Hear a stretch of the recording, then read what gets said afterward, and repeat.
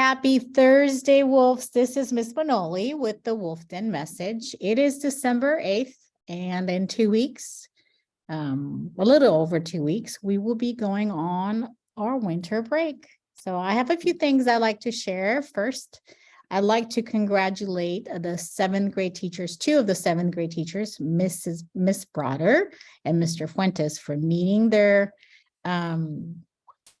completing their chart, for having to come to school on time, and for having to be in uniform. So congratulations. You will be receiving a free dress day on Monday, which is the 12th. I know that there's a couple of other classes, but unfortunately I do not have the names. So congratulations to those of you that have also made it. You will be receiving free dress day too. Mr. Galbraith will continue with this conversation tomorrow, but for now, congratulations, class of Ms. Broder and Mr. Fuentes. Next, I'd like to talk to you about a short video that was provided by the attendance team that is congratulating the teams from the classes from 6th grade, 7th grade, and 8th grade, winners of really good attendance or most improved attendance. So here it is. I am pleased, honored to announce the winners of our Best Attendance Sweepstakes Awards. You decide. For 6th grade, the Best Attendance winner, Miss Ruiz! And most improved for 6th grade, Miss Ruiz! Times. And for 7th grade, Best Attendance, Mr. Baez class! And most improved, Ms. Bouchard! Now 8th grade, Best Attendance, Ms. Flores class! And most improved, we appreciate all the Wolfden classes for giving their best effort to improve their attendance. Remember, Best Attendance classes receive these glorious trophies for each grade level and free dress. Most improved classes receive a fancy certificate and a crisp high five from me. Boom. Thank you very much. Congratulations to those classes. I know that we've been making an effort to work on your attendance, to work on your tardies, and work on just being scholarly and being in class prepared. So congratulations again. The next topic of conversation is about tardies. I just want to touch bases with you about the goal for December is to drop 5% with the level of tardies. Last month, everyone received free dress day because of the significance of improving on your tardiness. And so for the month of December, you are asked to go down by 5%. So 6th grade, you cannot accumulate no more than 386 tardies. 7th grade, no more than 701 tardies, and 8th grade, no more than 942. And so for those grade levels that are meeting their goal, at the end of the month, I will be running the report and I will be announcing it if you received a free dress day, which will happen in the month of January. So let's make it happen. I know, and I'm very confident that you could do it. The last thing I want to talk to you is addressing the awareness in the month of December by taking a stand. And so I know Ms. Smith shared a video about taking a stand. I too have a video that is very dear and very close to my heart. So when I was in middle school, I believe I shared this at the beginning of the year. I grew up in Romania. So the first 16 years of my life was in Romania.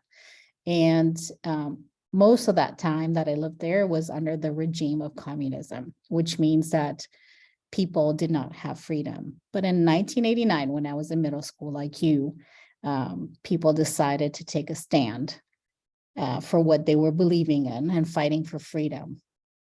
And a revolution sparked and took down the communism.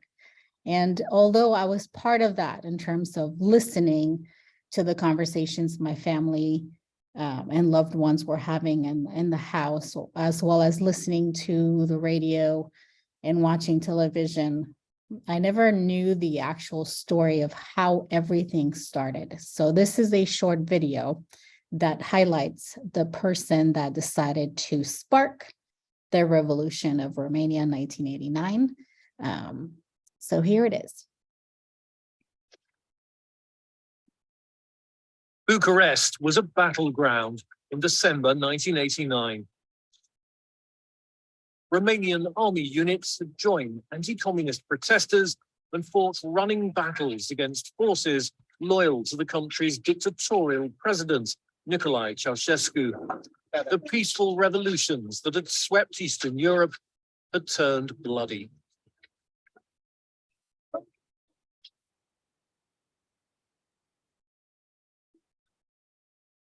But the seeds of the revolution were sown in this tranquil church by ethnic Hungarian priest László Tokes in the city of Timișoara, more than 400 kilometers away. We were living in fear. The whole population was deeply intimidated. Tokes was being watched by Romania's secret police, the Securitate, as he used his pulpit to speak out against the regime. The church became full of believers, and a new life, a new church life started, and that was provoking the Romanian and atheist communist authorities. In December 1989, the authorities ordered Tokes to be moved to a small church in a village. This was the spark for the revolution. As crowds gathered to protect him, and the authorities responded with brutal violence. In Timișoara was out in street, everybody. The head of Timișoara's Museum of the Revolution, Gino Rado, was among the protesters. The soldiers shot to us, but I ran, and I was lucky. And my colleague was shot in legs, 2 bullets. Another colleague, his wife died in his arms. She was shot. The youngest victim was Cristina Lungu, just 2 years old.